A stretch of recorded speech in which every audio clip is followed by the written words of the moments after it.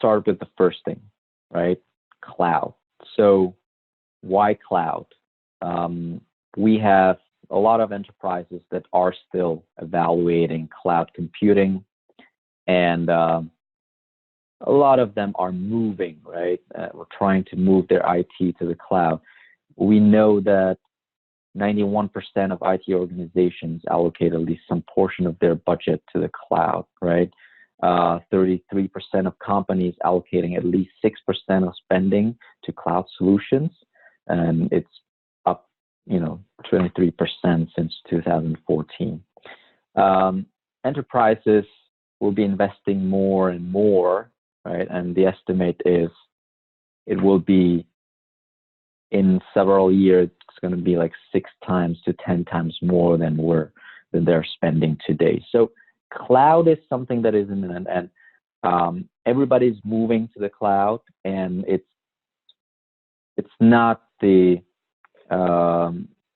something that is futuristic or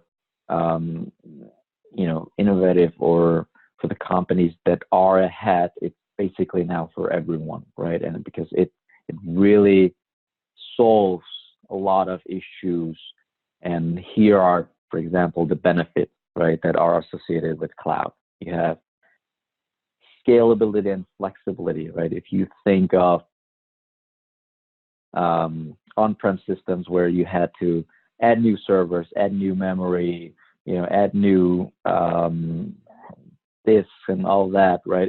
It accompanied with all sorts of procedure, and it took maybe weeks, even months to actually upgrade, your servers, right? Here on the cloud, as user, you can do it yourself. It's really a matter of few clicks, and the whole process probably takes half an hour, right? Definitely, you have including that reduce infrastructure costs, and as well as automated backup and disaster recovery, right? The higher security, a lot of people would probably ask me, are you sure? Is it really secure? I would say this, right?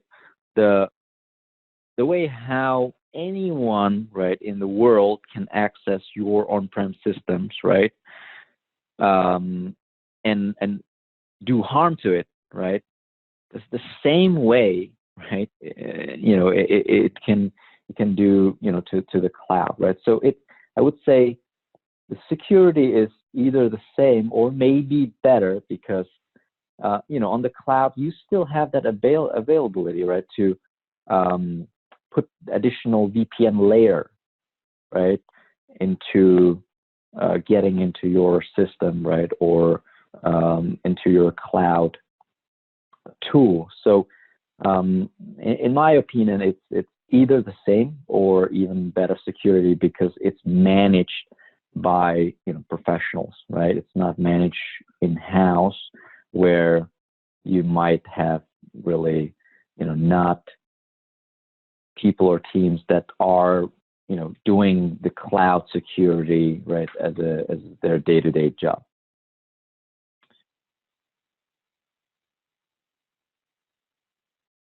All right. With machine learning, right,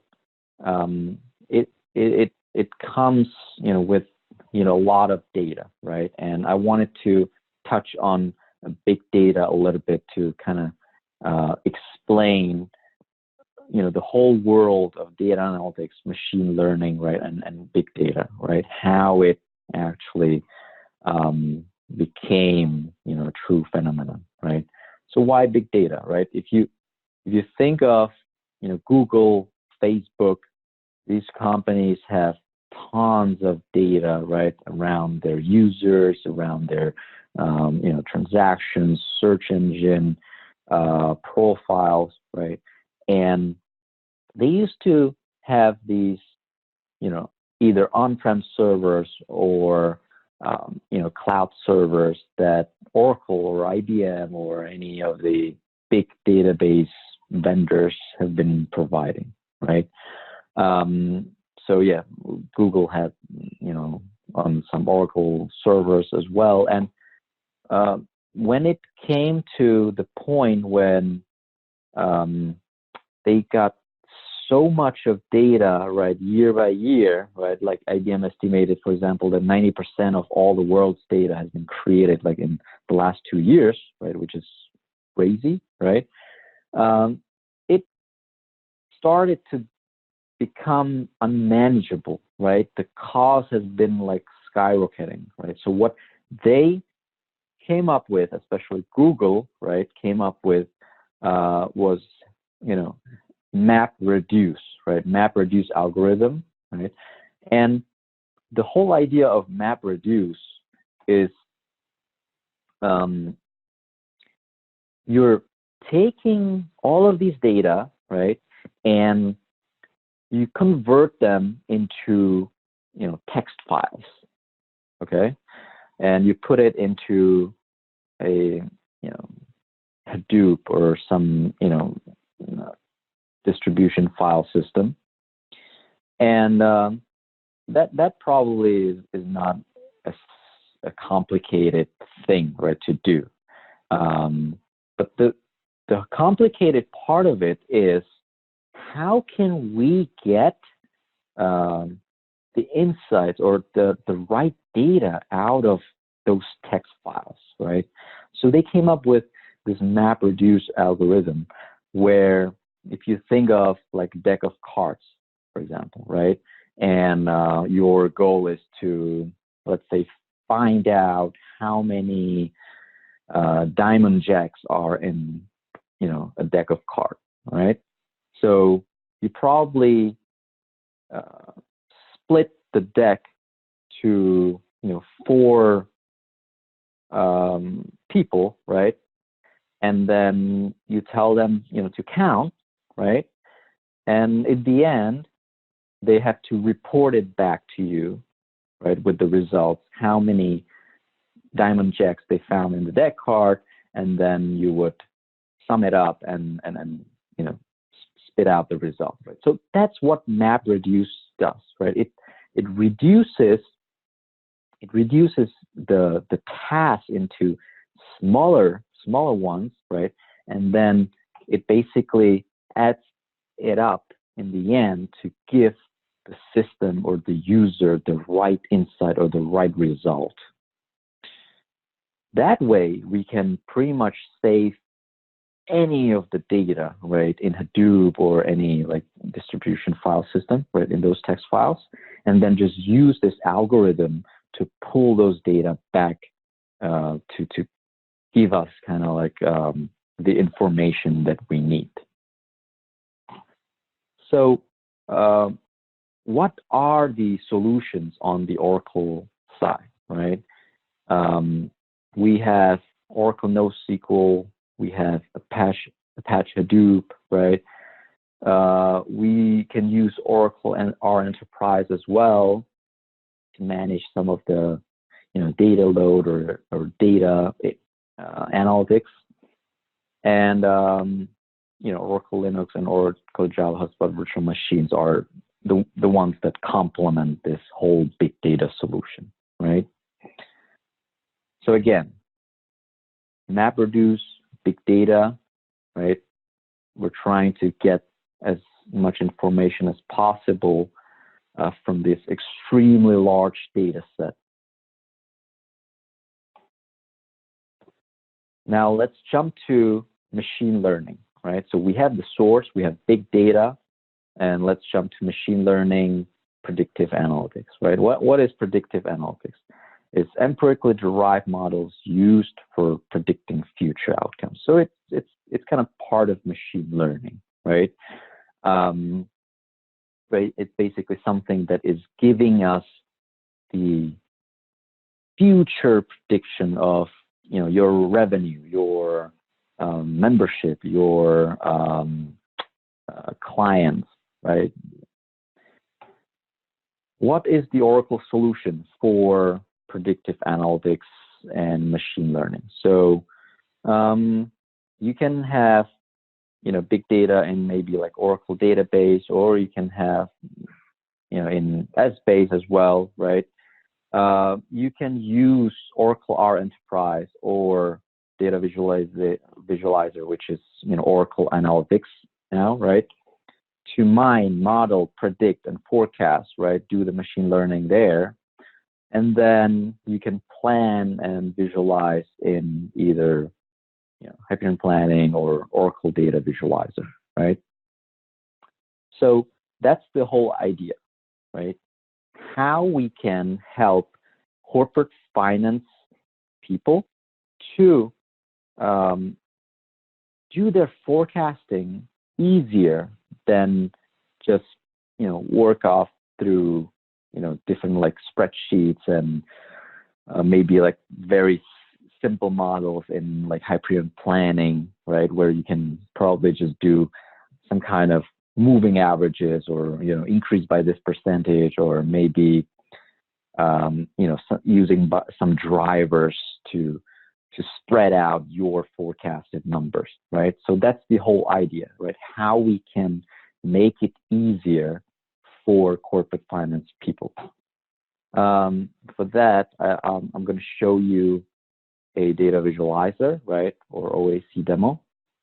And let me share my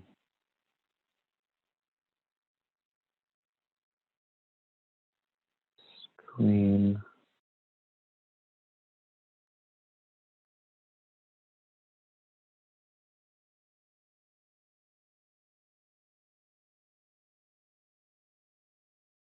Okay. So right here. All right. So this is Oracle data visualization, and it's part of the whole Oracle analytics stack, right? And it used to offer, right, as base, right, and then business intelligence, cloud service, and then data visualization.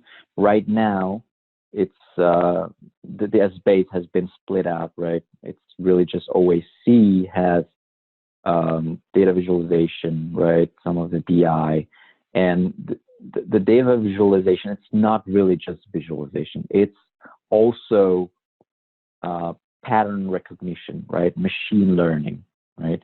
So it's really a complex tool where you can do a lot of your data cleaning and data preparation, as well as data analytics and machine learning. So what we did here, right? On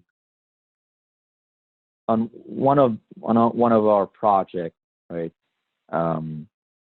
We asked our client to give us, their budget and forecasted data to load into S-Base and planning. And for some reason, it took them a week to get back to us, right, with the right data. And we started questioning the whole process, and we sat down with them and asked them why this whole process is taking so long, right? And they said it's an Excel spreadsheet, right, with several tabs, right, where they're doing their forecast on, memberships, on gross profit margin, on, buildings that they're acquiring, on different like assets that they're creating, right?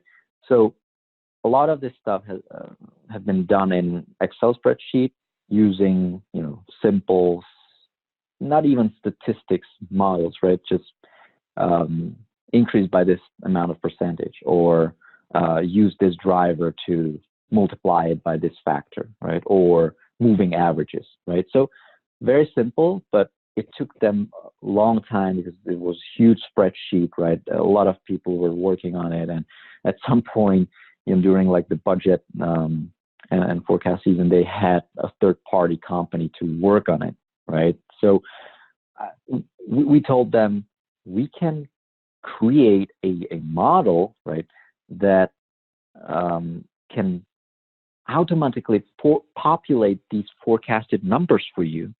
So you don't have to do anything. It's going to be automated, and this process is going to probably take 30 minutes, right, instead of your 5 days. So we took all of their spreadsheet data, right? We took all of their historical data and some external factors, right, such as interest rate, inflation, right, unemployment rate, right, some economic indices as well, right? And we put it into a model, and this is just a simplification of it because we have an NDA, but we put it into the model, right? And we pretty much trained the model to figure out what is the pattern, right? What is the pattern that it needs to follow to predict a specific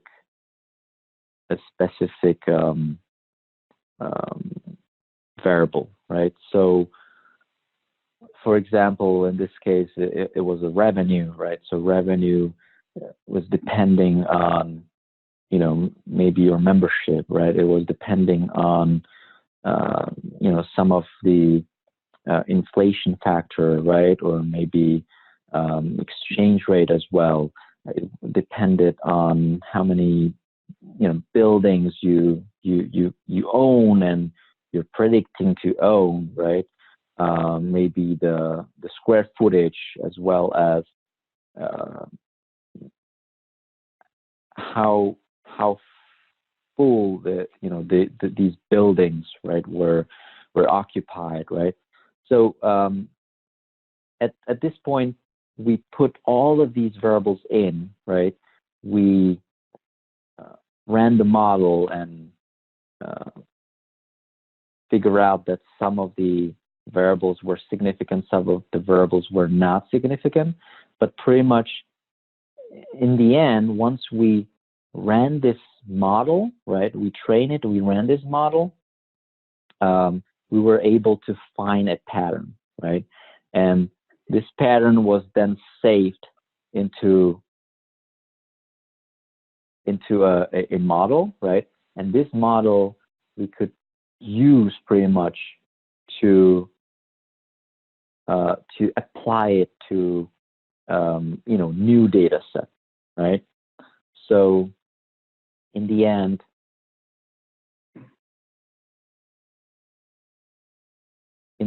what we ended up doing was we took all the historical data for 2017, right, and backwards.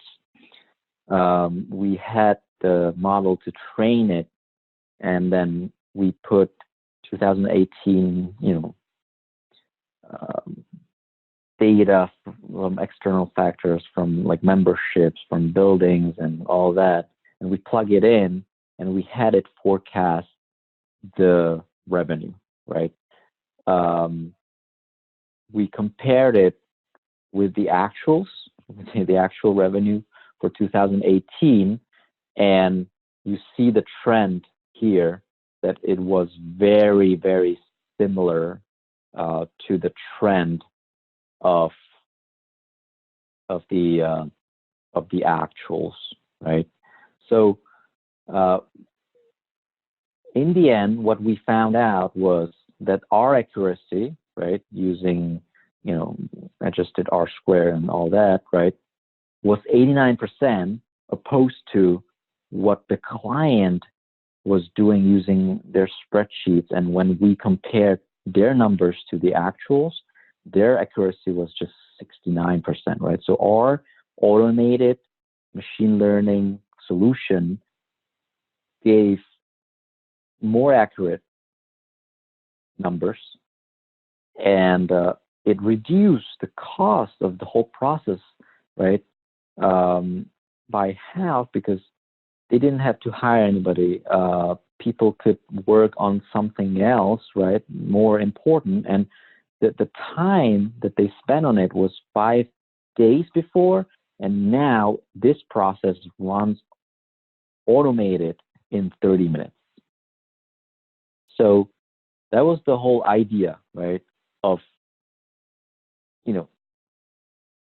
solve this challenge, right? Make it easier, right, for people in the corporate finance FP&A, so they can continue focus on more relevant stuff, right? Rather than spending time just plugging different numbers for forecast and, play around with the spread where, when they played around with it, it was not even accurate as this model provided.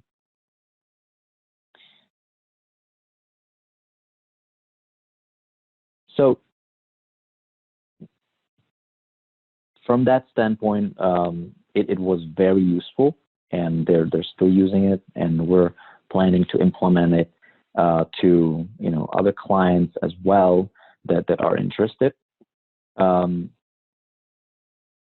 With this OAC, right, and data visualization, right, and machine learning, of course, it's kind of very limited, right? You have certain amount of models available, so that's why sometimes we use R or Python to actually customize these models. And the way how you can customize it, it's very easy in OAC, right? Because there are different plugins, and you can pretty much use Oracle R Enterprise that is made for it, right? To work through different manipulation of these models that are already existing, right? So R language, as you know, is an open source language, and it supports a lot of statistical computing and different data transformation, and it has actually a very nice graphical features. Oracle R Enterprise is a product or enhancement of R from Oracle that is part of Oracle Advanced Analytics Package. And the idea is that it can sit on different databases. It can sit on Essbase as well, right? And it pulls the data faster than the pure R. Okay, so it contains already this database engine, right, that processes the data much faster than if you were just to download R and connect it yourself directly to Essbase or Oracle database. So with that, you have a powerful, Oracle database, Essbase, or any kind of database, right, that holds this big data, right? And then you have R, Oracle R, that has this great feature of transforming data, doing different statistical modeling and machine learning, that can provide you a better insight into your data, right? What we did was we applied it to many of our, proof of concepts and, different client projects. And I wanted to show you specifically this project that we worked with, one health organization. And what we did was we used R and we connected to Oracle database, and then we were able to as well connect it to either OBIE or Business Intelligence Cloud Service to show these results, right, in a nicer graphical way. So what we did was we had a problem solving question, right, from this healthcare company that had a lot of doctors around the world, right, and their goal was to send these doctors, right, to volunteer in different places and help out the places that were affected by different diseases the most, right? And their challenge was always, where should we send these doctors? Should we send them, to India? Should we send them to Sudan? Should we send them, maybe to Latin America, right? Where are, where are their help, right, needed the most, right? So we gathered the data from, different sources like World Healthcare Organization, as well as different like granular data on different population around the world, right? On age, different like diseases, and cancer index, as well as AIDS index, as well as how the density of population at certain area is, all sorts of factors, right? And we put it together in like a regression model, right, that also included longitude and latitude, right? And the whole idea was to spit out the result, right, once you plug in all of these variables in, spit out the right longitude and latitude, right, where the help is needed the most, where the diseases around the world are the most severe. So we ended up running that regression, omitting several like insignificant variables, right? And in the end, we were able to show on the map, right, the result where this need or help is needed the most, right? And as you can see, the most red are the ones in Africa, or some in Asia, right? Of course, we still have to perfect this model, because it was definitely showing some outliers around the Midwest of America here, right, where we're suspecting that the problem was with some of the data that we lack for that specific mountain region, but definitely for Africa, right, and Asia, right, it was very accurate. And they're using this model, and they're sending their doctors to those areas where the most severe health issues are. All right, so that's all I had for today. I'll leave some minutes for your questions, and feel free to, even after this, email or tweet me, or direct message me on LinkedIn as well, right, with any of your questions. And follow me on both LinkedIn and Twitter, because I'm definitely putting different information around machine learning and analytics for corporate finance, as well as any other departments and industries.